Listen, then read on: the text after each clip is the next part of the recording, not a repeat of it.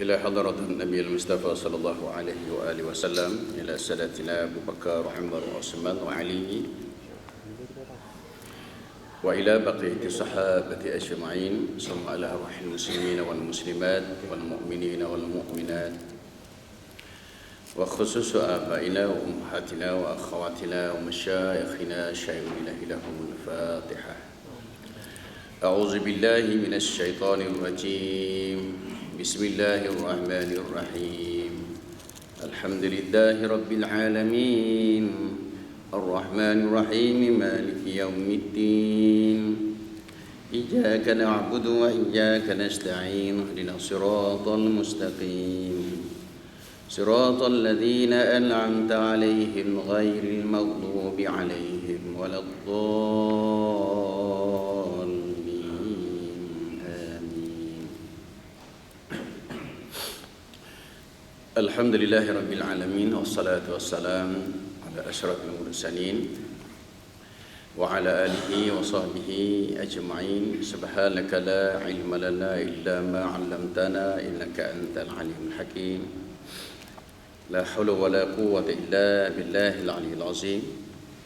رب اشرح لي صدري ويسر لي أمري واحلل عقدة من لساني يفقهوا قولي. أما بعد. أعوذ بالله من الشيطان الرجيم. Firman Allah di dalam Al-Quran, di dalam Surah An-Nisa ayat 101. وَإِذَا ضَرَبْتُمْ فِي الْأَرْضِ فَلَيْسَ عَلَيْكُمْ جُنَاحٌ أَنْ تَقْصُرُوا مِنَ الصَّلَاةِ إِنْ خِفْتُمْ أَنْ يَفْتِنَكُمُ الَّذِينَ كَفَرُوا إِنَّ الْكَافِرِينَ لَكُمْ عَدُوٌّ مُبِينٌ. Sadaqallahul Azim.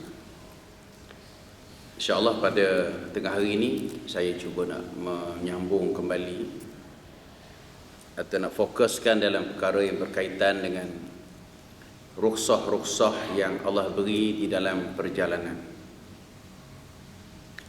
Ayat yang kita baca tadi bermaksud apabila kamu berjalan di muka bumi, maksudnya kamu bermusafir kerana berperang, mungkin kerana kamu berniaga, mungkin kerana kamu nak menziarahi seseorang, ataupun mungkin kamu nak melihat negara-negara orang, maka tidaklah menjadi kesalahan ke atas kamu memendekkan an taqsuru minas solah, maksudnya memendekkan akan sembahyang. Dan ayat ini dikaitkan juga in khiftum ayyahtinakumul ladzina kafaru. Ayat ini telah pun dijawab oleh Nabi sallallahu alaihi wasallam. Karena kalau kita perhatikan maksud ayat, kalau kamu takut fitnah ataupun takut diserang oleh orang-orang kafir, timbul soal sekarang ni kita dalam aman, dalam keadaan tidak diganggu oleh orang kafir, apakah boleh juga kita qasar solat di dalam perjalanan? Yang ini yang telah dijawab oleh Nabi apabila ditanya oleh Sayyidina Umar Al-Khattab radhiyallahu anhu. Sebab apa? Sahabat Nabi Yu'la bin Umayyah, dia pernah bertanya kepada Sayyidina Umar, wahai Umar, ayat ini boleh kita sembahyang pendek? Allah bagi tahu kalau kita takut diserang oleh orang kafir ataupun difitnah oleh orang kafir, sekarang ni kita dah aman. Kita dapat menguasai negara-negara di sekeliling kita. Tidak ada masalah timbul dalam perjalanan. Apakah boleh? Perkara inilah yang masing-masing sahabat menjadi tanda tanya, boleh ke tak boleh. Maka Sayyidina Umar Al-Khattab kata, aku pun heran juga, apakah boleh? Maka pertanyaan Sayyidina Umar Al-Khattab kepada junjungan besar Nabi sallallahu alaihi wasallam memberikan jawapan untuk kita bersama. Ini yang dijawab oleh Nabi. Sesungguhnya Nabi mengatakan dalam maksud ini merupakan suatu pemberian sedekah daripada Allah Subhanahu wa taala kepada kamu, maka terimalah sedekahnya itu. Maka ini jawapan yang menunjukkan kita sekarang ni bukan sekadar aman, malah lebih mudah dan senang, tidak ada menghadapi masyaqqah, tidak menghadapi apa-apa kesukaran dalam perjalanan. Kalau kita perhati tentang marhalah yang ditetapkan ataupun dikira oleh para ulama, tak begitu jauh perjalanan kita, tetapi Allah masih lagi mengekalkan hukum itu kepada kita. Jarak dalam perjalanan yang kita lalui tak jauh. Kalau tuan-tuan buka di dalam kitab Al-Fiqhul Islami wa Adillatuh, ya, ni tulisan ataupun penyusunan Profesor Dr. Wahbah Zuhaili, bukalah di dalam jilid yang kedua tu, ada muka surat 321, ada disebutkan jarak, dan jarak yang disebut itu tak jauh, 88.704 kilometer. 88.704, kita kata 89 lah. Yang poin-poin tu tak payah kira lah, kita ambil ihtiyat lebih daripada itu, iaitu 89 kilometer. Atau nak lebih lagi, kita sebut 90 kilometer lah. 90 kilometer itulah jarak yang dikatakan 2 marhalah. Kalau Imam Syafi'i dia suruh kita lakukan qasar dan jamak itu apabila melebihi 3 marhalah, adalah lebih afdal kita buat qasar jamak. Kalau kita berjalan lebih 3 marhalah lah. Tapi kalau kurang pada 3 marhalah, katanya lebih afdal kita buat secara tamam. Maksudnya kalau 3 marhalah tu, kita kata 90 tu 2 marhalah, bagi 2 lah. Bagi 2 45, jadi 90 campur 45. Lebih kurang 135 kilometer. Itu 3 marhalah. Kalau 135 kilometer ke atas, afdal kita buat secara qasar dan jamak. Ambillah sedekah itu. Tapi kalau kita berada dalam kesukaran, walaupun kurang daripada 3 marhalah, boleh buat. Maksudnya kalau 2 marhalah tu tak sampai 3 tu, rasanya tak ada masalah, kita boleh lakukan secara tamam dan tak menimbulkan apa-apa masalah. Kalau ada masalah boleh buat, hukumnya boleh. Tapi syarat-syarat nanti kita akan terangkan. Ada juga yang mengatakan 91 kilometer. Ini berbagai-bagai pendapat lah, ya. Artinya jarak mesti kena cukup. Kemudian tujuan untuk kita pergi satu tempat tu mesti ada destinasi yang melebihi 2 marhalah. Kalau tak ada tujuan, tak boleh sembahyang qasar jamak. Contoh, kalau orang tu pergi ke satu tempat tak sampai 2 marhalah, lepas tu dia sambung lagi, sambung. Kalau nak campur yang sambung tu dah lebih berapa puluh marhalah, maka dalam perjalanan dia tak boleh buat sembahyang qasar jamak, pasal tak ada matlamat. Biar kita niat tu lebih jauh, melebihi 2 marhalah. Kalau tak sampai, belakang kira. Niat nak pergi Sungai Besi, dah selesai kerja Sungai Besi, ingat kawan di Seremban pula, terus pergi Seremban. Jumpa kawan lama pula tu, kawan kata, jom kita pergi Port Dickson pula. Pergi Port Dickson pula. Lepas Port Dickson, teringat pula kawan hak paling lama tak jumpa, pergi ke Muar pula. Sambung sampai ke Johor Bahru. Sepanjang perjalanan hamba Allah ini, dia tak boleh sembahyang qasar jamak. Walaupun jumlah dicampur tu lebih 2 marhalah. Kenapa? Tak ada qasad niat untuk lebih 2 marhalah daripada awal. Itu kita nak kena faham tu, ya. Cuma jangan pakai borong, ya. Dalam musafir tu yang saya rasa perlu kita maklumkan, supaya kita betul-betul mantap kefahaman kita. Nak buat tu biar dengan ilmu yang kita belajar, yang kita tuntut, ya. Kemudian hak yang niat, kita mesti musafir diharuskan, semua orang tahu dah. Kalau niat maksiat tu nak musafir apa, selalu orang maksiat sembahyang pun tidak. Mesti qasad daripada awal tu, musafir itu harus. Jangan kita buat pula maksiat nak pergi tengok benda-benda yang maksiat, kemudian nak sembahyang qasar jamak. Maksiat buat juga, sembahyang tak tinggal, ada juga orang macam tu. Tapi kalau sekiranya nanti ada soal jawab nanti kita baca, dia niat tu harus sampai tengah jalan buat maksiat, boleh tak sembahyang qasar jamak? Ayat tu jawapan kemudian insya-Allah.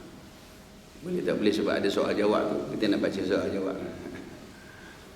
Jadi orang naik teksi tak boleh. Orang naik teksi, orang naik teksi, orang bawa teksi. Orang bawa teksi ada juga tanya, bolehkah saya sembahyang qasar jamak? Sebab dalam meter saya tu satu hari 300-400 km. Itu kita tanya dia, adakah tempat yang dituju tu lebih 2 marhalah? Tak ada, pusing-pusing Kuala Lumpur je. Dia pusing-pusing, meter naik juga. Artinya dia tidak ada apa tadi? Matlamat tempat dituju. Dia tak boleh sembahyang qasar jamak. Nanti kita cerita lagi lah orang duduk lebih 2 marhalah kerja hari-hari sini. Ada juga tu. Tapi Allahu alam lah. Dekat Petronas sini ada tak ada yang duduk di Melaka? Ada ya? Ada. Nanti kita kena cerita macam mana.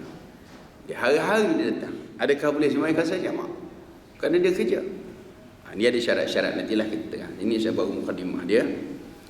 Baik, dalam pelaksanaan ini tuan-tuan dan puan-puan kena fikir pula 3 perkara. Pertama, kita cerita cara santai je ya. Kita kena faham rukhsah yang dibenarkan kepada orang musafir, iaitu solat qasar. Rukhsah juga diberi kepada orang musafir untuk dia jamak. Jamak saja. Rukhsah juga diberi kepada orang musafir untuk dia qasar dan jamak. Jadi 3. Maka dia kena pilih mana yang bersesuaian dengan dia. Kalau dia nak qasar saja, ikutlah syarat-syarat qasar. Kalau dia nak jamak saja, ada syarat-syarat jamak. Kalau dia nak qasar dan jamak, dia tertakluk dengan syarat-syarat qasar. Sebab dia hubungkan dengan qasar. Saya nak maklumkan di sini supaya kita dapat beza. Yang kita nak buat tu mana satu.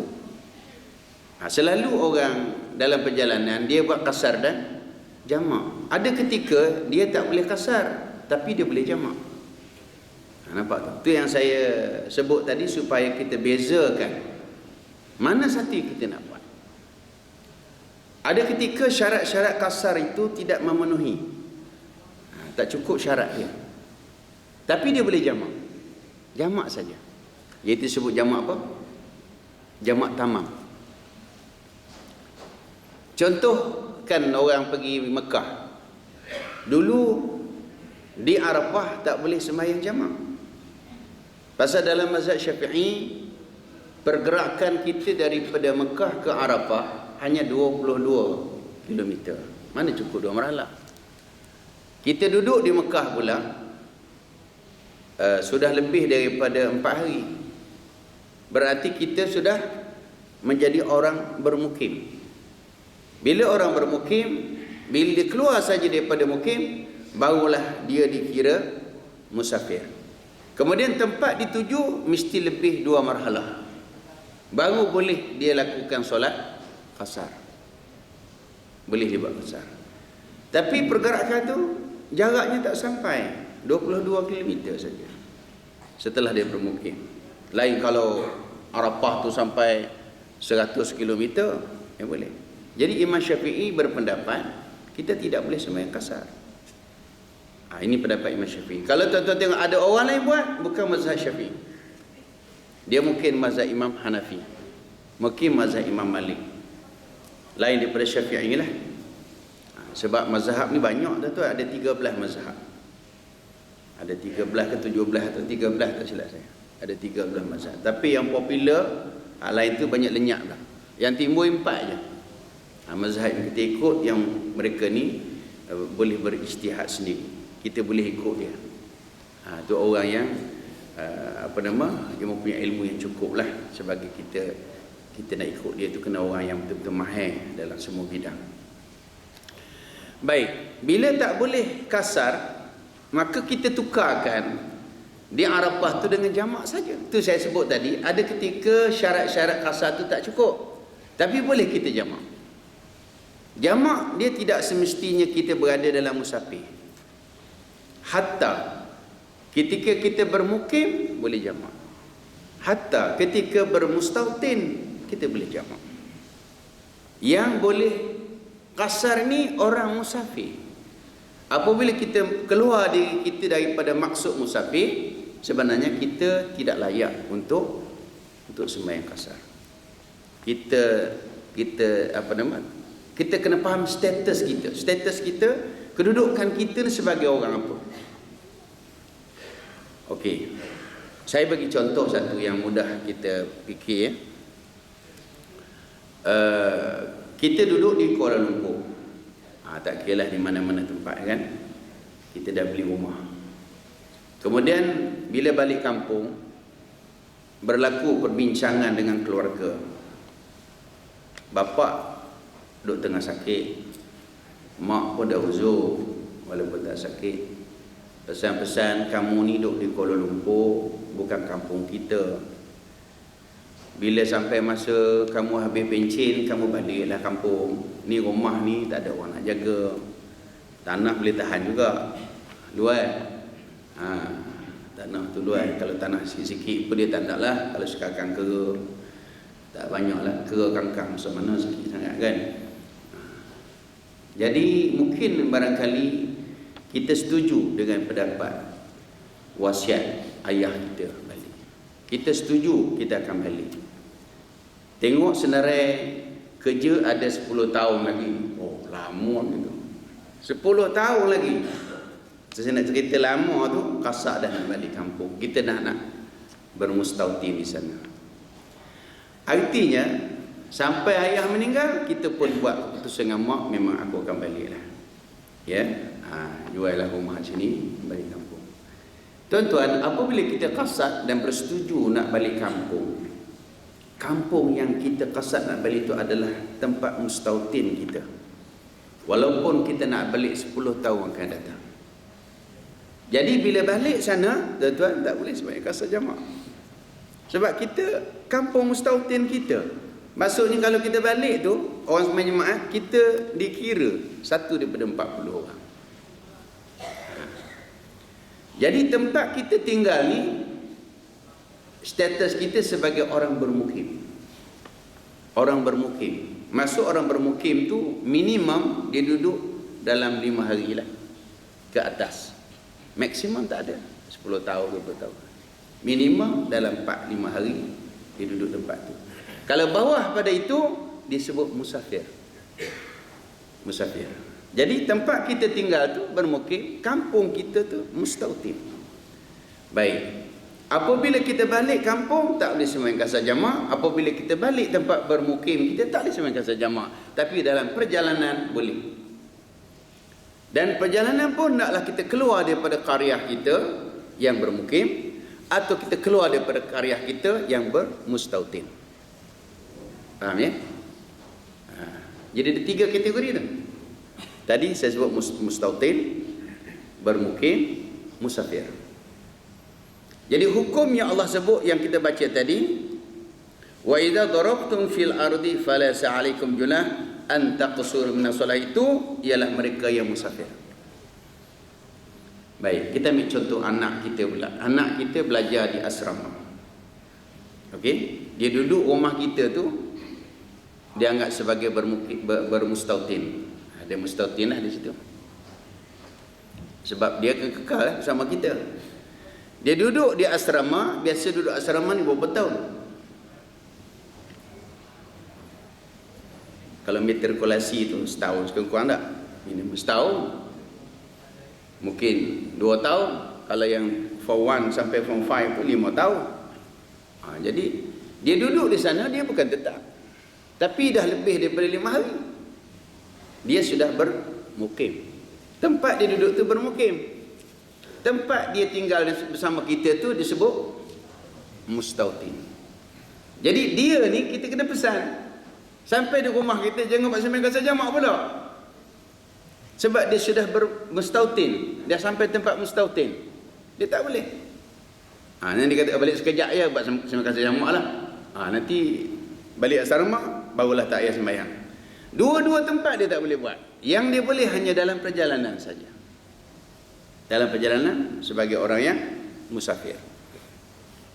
Dia sebut 3, sebenarnya ada 4. Lain ada lagi satu, yang satu tak disebutlah. Itu bagi anggota beruniform, askar ke polis. Diorang ni akan pindah mengikut arahan. Dia sentiasa yang menurut perintah. Apa saja dia perintah dia akan laksana. Kadang-kadang tak sampai seminggu pun dia suruh pindah-pindah lah. Sentiasa menerima arahan. Jadi itu disebut ahlul khiyam, orang yang sentiasa berkhemah. Tapi tak duduk dalam khemah lah, dia ada asrama dia kan, ada rumah dia. Orang berkhemah dia kira. Dia pindah mengikut arahan. Itu kita tak usah duk kira lain tu lah. Itu kalau askar dia ada kagat duk cerita bab tu kepada tentera, ya. Okey, tuan-tuan yang dirahmati oleh Allah. Bila kita dah tahu kita berada di satu tempat itu lebih daripada 5 hari. Sebab apa? Mungkin 5 hari kot. Kalau saya dengar orang suruh 4 hari, 4 hari. Tapi kalau kita kira betul-betul, mungkin lebih 4 hari. Sebab hari perjalanan tu tak kira. Macam contoh, tuan-tuan sampai petang, asar, kan? Satu tempat. Dikira menetap tu selepas maghrib. Selepas maghrib. Kalau sampai siang. Kalau sampai malam, dia kira lepas subuh.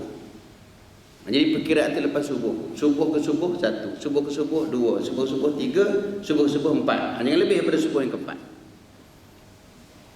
Faham tak? Dia punya perkiraan tu. Kalau kita sampai siang hari, maghrib.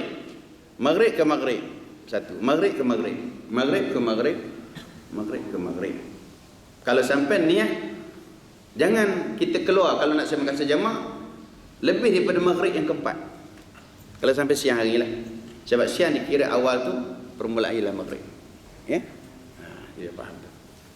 Jadi itu bagi yang kita nak menetap satu tempat. Melainkan ada kes yang pernah saya sebut hari tu, boleh extend sampai 18 hari. Apabila kita tak menyelesaikan kerja, tapi jangan kasat tetap. Maknanya kita tak tetap lah. Kalau tiket, open tiket lah kot. Kalau tak open tiket pun, tapi kita kasat kita tak tetap. Mungkin nak cancel, mungkin tukar tiket baru ke, tak kira lah. Kalau duduk di tempat tu kan, nak balik tu mungkin beli tiket lain ke. Yang itu boleh extend masa kasar jamak tu dibenarkan sampai 18 hari. Dibenarkan. Nak tambah 19 tak boleh lah. 18 pun lama dah tu. Ya?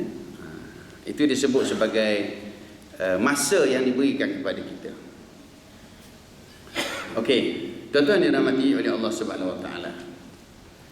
Dalam perjalanan kita tahu ada banyak ruksah-ruksah yang kita hadapi.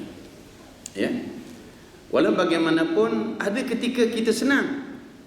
Walaupun senang tetapi hukum itu masih diguna pakai. Oleh kerana kita berada dalam keadaan selesa pada zaman kita. Kalau orang kata 90 km naik kereta Bentley pula kan. Mercedes 600cc. Setengah jam kok sampai. Tu saya kata setengah jam 100 km. Lebih. Tak sampai kot. Naik pula kereta-kereta yang jenis laju kan, sekejap je sampai. Jadi kita tak ada apa-apa rasa susah. Walau bagaimanapun hukum tu boleh diguna pakai. Masih lagi dibenarkan. Sebab ini hukum asal kepada sahabat-sahabat Rasulullah. Di zaman Rasulullah, zaman para sahabat tu, mereka sukar sangat nak bergerak ke satu tempat tu, subhanallah, Allah yang tahu. Ya, dengan kepanasan, dengan keadaan ration tak cukup, bekalan tak ada, air tak ada. Zaman kita ni Allah Tuhan bagi banyak sangat-sangat kemudahan. Tapi hukum boleh dipakai walaupun diturun pada zaman ketika itu, zaman kita pun boleh pakai. Okey, tuan-tuan yang dirahmati oleh Allah. Seterusnya, saya sebutkan tentang jarak tadi, kita dah tahu dah 88.704 km. kalau ikut pendapat Profesor Dr. Wahbah Zuhaili lah ya. Baik, kita fokus selain daripada itu tentang kasar dulu. Saya nak fokuskan tentang kasar dulu ya. Bilakah dikira permulaan seorang itu musafir yang membolehkan solat jamak atau kasar? Permulaan safar yang diharuskan kasar atau jamak itu adalah dikira daripada luar kawasan dan sempadan qaryah atau perkampungan atau taman perumahan seperti berikut. Pertama, sekiranya kampung itu mempunyai kota. Kampung itu ada kota, ada dia punya sempadan yang disebut kota atau bandar lah. Sebagaimana terdapat pada setengah-setengah tempat. Kalau di negeri Arab tu dia ada macam pintu gerbang ya. Artinya adalah sempadan yang kita boleh tahu qaryah yang kita duduk itu dengan qaryah lain. Ada kota. Maka permulaan safarnya itu ialah setelah dia keluar daripada kotanya ke arah yang dia nak tuju. Ini yang pertama kalau ada kota. Tempat kita mana ada kota dah. Taman ibu kota, nama aja kota pun ada dah. Taman ibu kota tu apa nama orang Arab panggil Ummul Qura. Ya. Ummul Qura. Ummu tu ibu, Qura tu qaryah kota, tak sebut qaryah kampung, dia sebut kota lah. Jadi siapa dia duduk di taman ibu kota tu, dia duduk Ummul Qura Malaysia. Di Mekah disebut Ummul Qura juga, tapi sekarang ni dah dijadikan nama universiti dekat Mekah, iaitu Universiti Ummul Qura. Ummu tu ibu, Qura tu qaryah lah, kota, ibu kota. Ibu kota. Baik, bila ada kota gitu kita keluar, kita sudah dianggap boleh sembahyang kasar dan jamak. Nombor dua, bagi kampung yang tidak mempunyai kota, macam mana? Sama sekali tak ada kota, ataupun tidak ada kota daripada arah tempat yang dia nak tuju, atau ada kota daripada yang bukan dikhususkan untuk perkampungan itu, bukan kota dia, kota kampung lain. Seperti ada beberapa buah kampung yang dilingkungi oleh satu kota, maka permulaan safarnya itu dikira setelah melintasi sempadan yang memisahkan qaryah itu dengan yang lain. Umpamanya kalau ada parit atau tembok atau jalan besar, ataupun dijadikan sempadan di antara qaryah-qaryah, boleh keluar lah. Jadi nampak macam tak apa jelas juga kita tak. Tak apa, kita baca dulu, nanti kena lah kat kita tu. Ni dia dalam kitab-kitab lama dia sebut, kita kena baca juga supaya faham dia punya maksud asal dia tu, keluar daripada qaryah tu macam mana. Nombor tiga, bagi kampung yang tidak ada sempadan yang ditentukan sebagai pemisah, yakni tidak ada kota,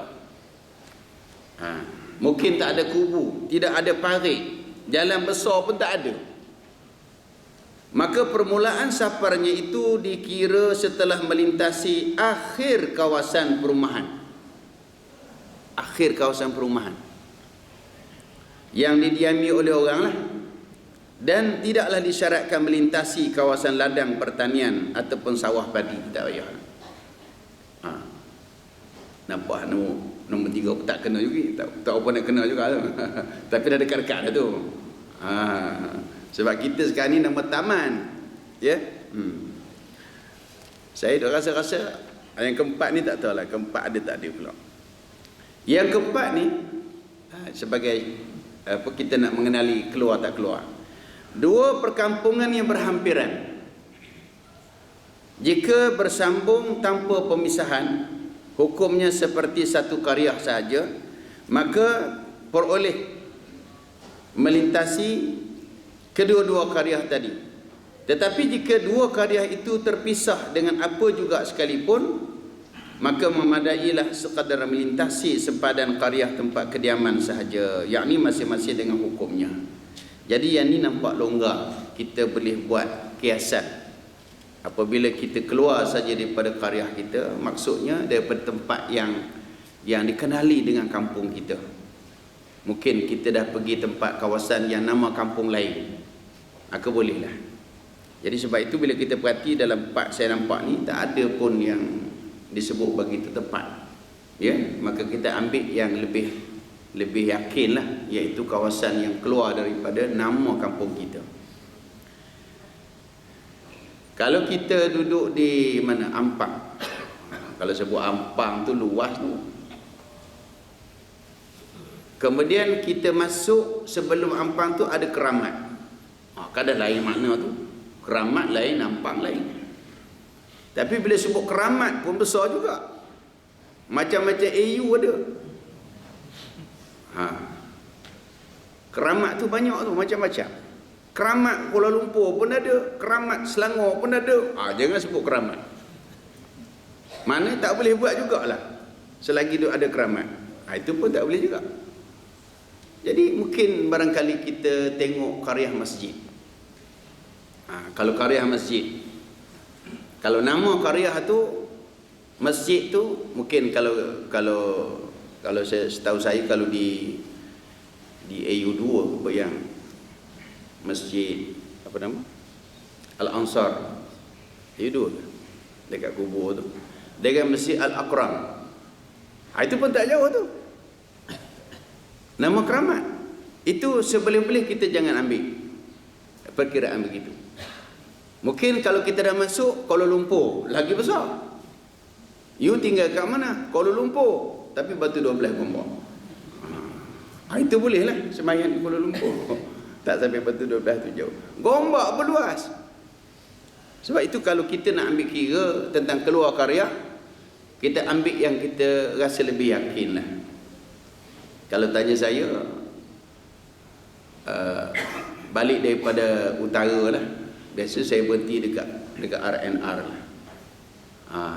Lebih jauh lagi. Kalau masuk Kuala Lumpur tu pun agak-agak yang tak ada nama kampung kita duduk. Masuknya Keramat, kita tak ada lah sebut Keramat. Mungkin duduk kita sembahyang di bandar ke, ataupun di mana ya, dekat Pandan Indah ke, Pandan Jaya ke, ya. Maksudnya di kawasan-kawasan yang bukan karya itulah. Itu saya katakan keluar sempadan.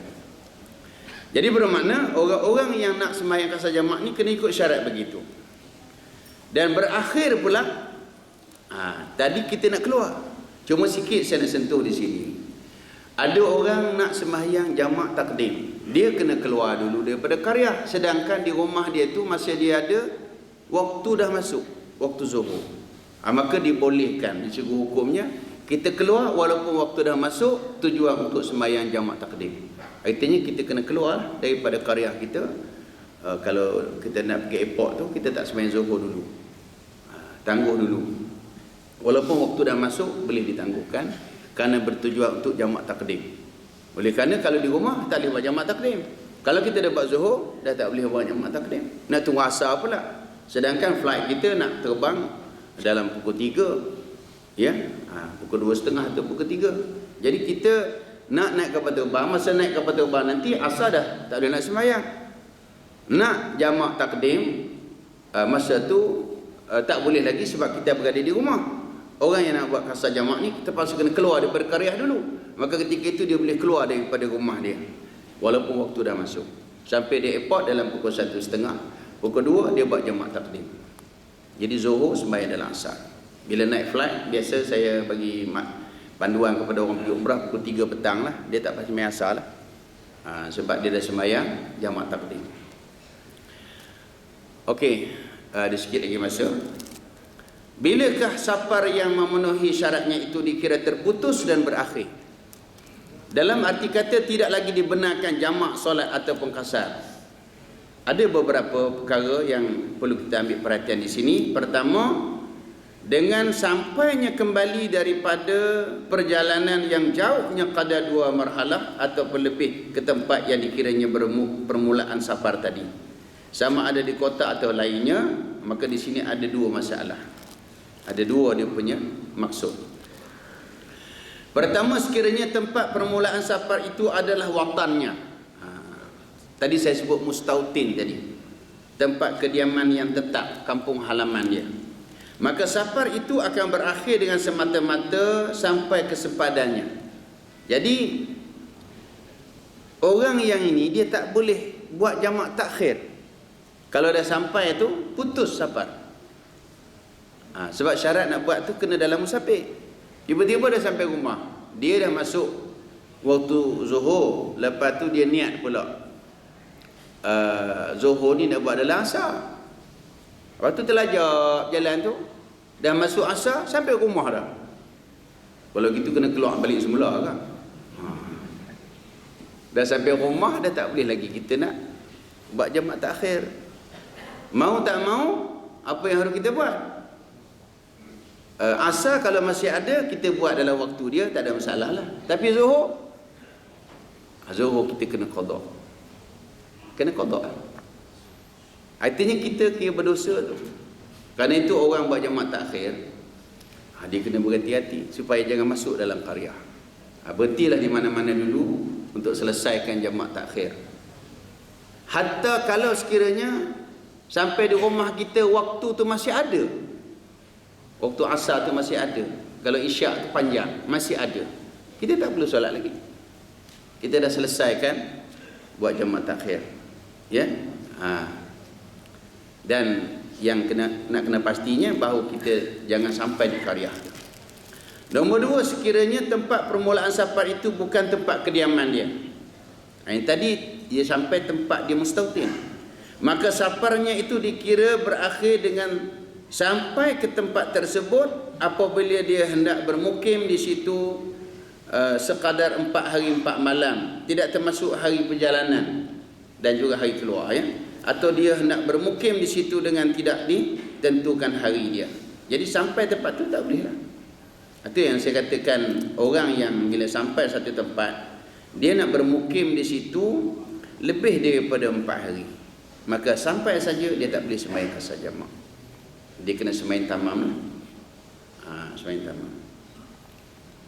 Ada orang seminggu duduk sembahyang qasar jamak 3 hari. Hari keempat baru sembahyang biasa. Itu tak betul lah tu. Sini tak ada lah, tempat lain lah. Tak ada pun.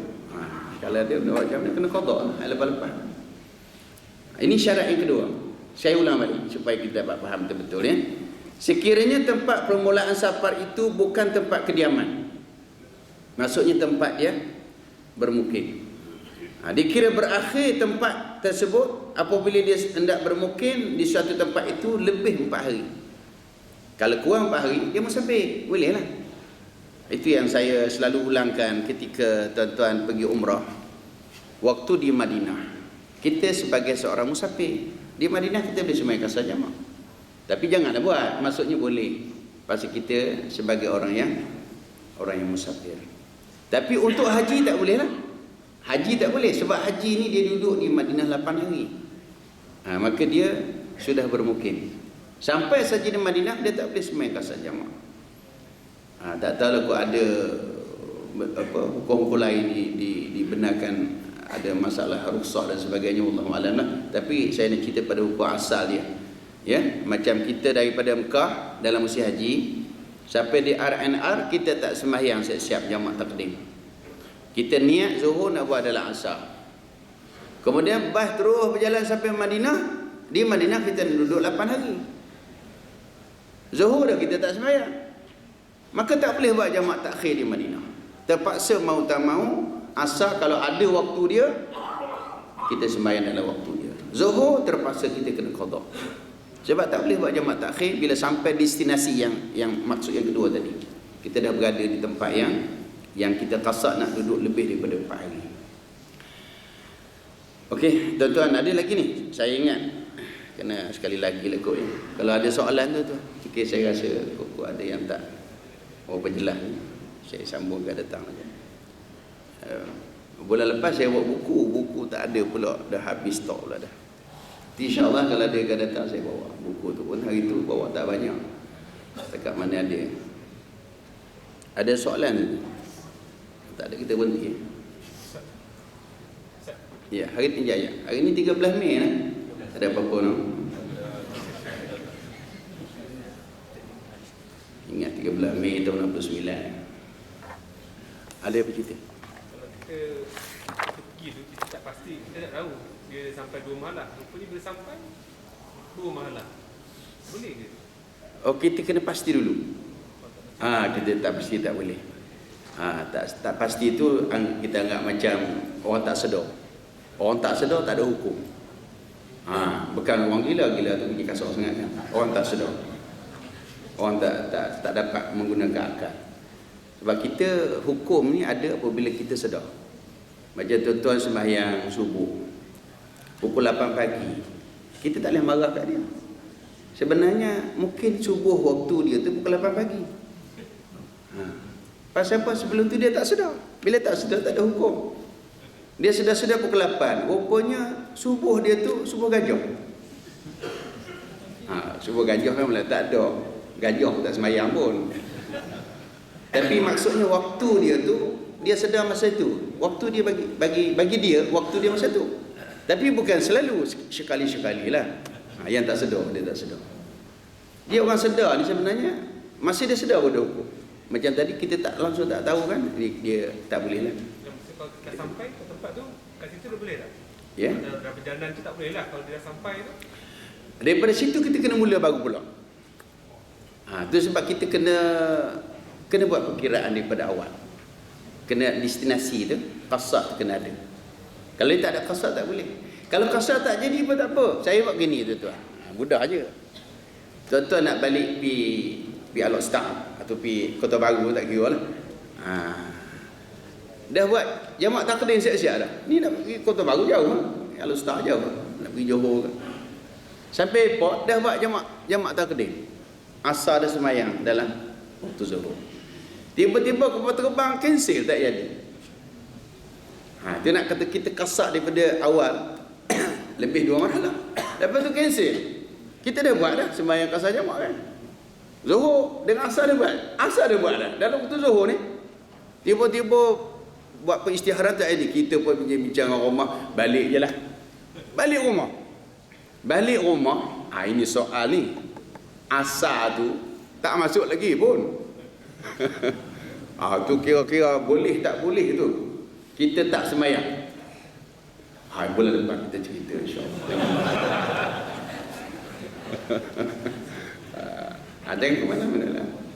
Kasar jamaah dia kena faham tu. Tapi di segi hukum tu tak payah dah. Cerita betul-betul tak payah. Sebab kita dah dapat rukhsah kemudian. Tu saya kata kasar daripada awal tu sudah menjadi hukum kepada kita.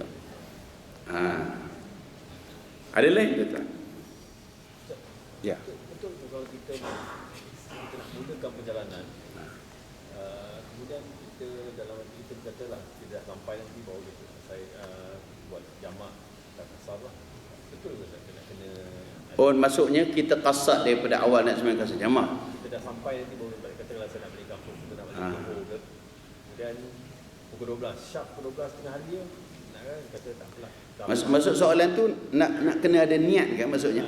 Kena ada niat nak balik tu? Nak ada niat ke saya nak jamak ke nanti ke? Nak sembahyang kat mana?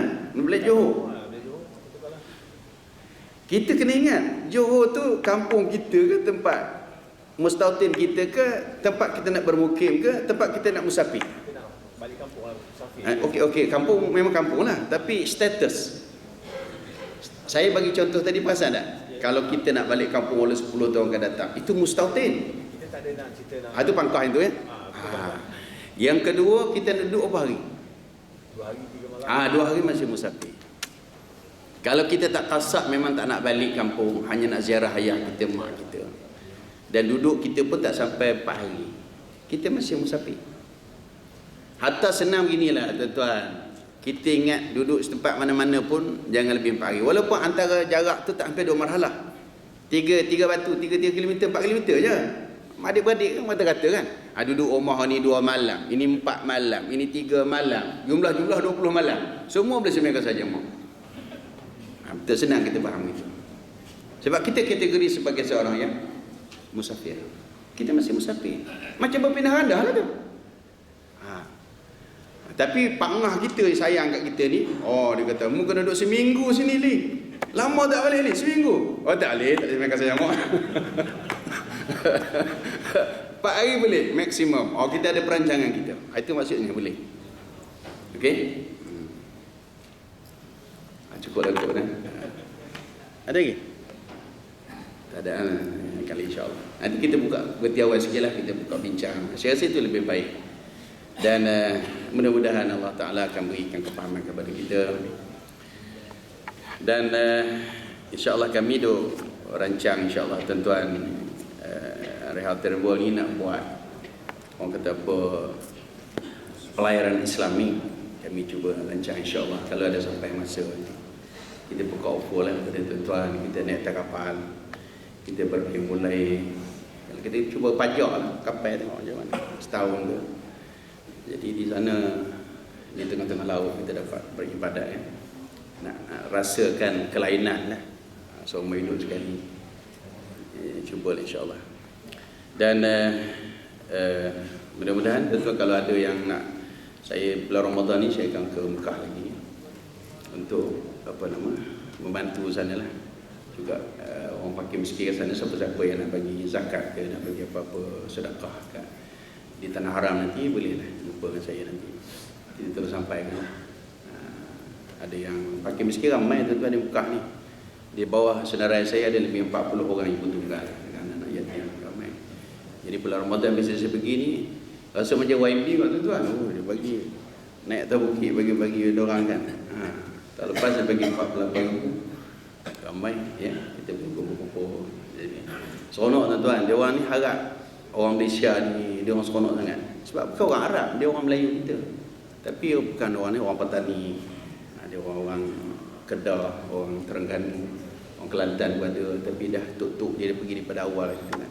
Tapi dia orang tak dapat subsidi daripada kerajaan. Semua harap orang-orang bagi lah. Kadang-kadang anak perempuan tak boleh kerja pula, suami meninggal, anak perempuan ramai pula, masya-Allah, susah hidup dia. Saya pernah tengok peti ais tu, dia beli freezer kan, dia simpan daging setahun, yang mana orang bagi korban, daging korban bagi disimpan, daging dam. Itu yang untung dia orang dapat lah. Sebab apa? Dam tak boleh bagi pada tanah halal, dia semua bagi pada tanah haram, bagi pada dia orang. Bantu. Okey, itu sajalah. Subhanakallahumma bihamdika asyhadu an la ilaha illa anta astaghfiruka wa atubu ilaik. Bismillahirrahmanirrahim. Innal insana lafi khusr illa alladziina aamanu wa 'amilus salihati wa tawassaw bil haqqi wa tawassaw bis sabr. Assalamualaikum warahmatullahi wabarakatuh.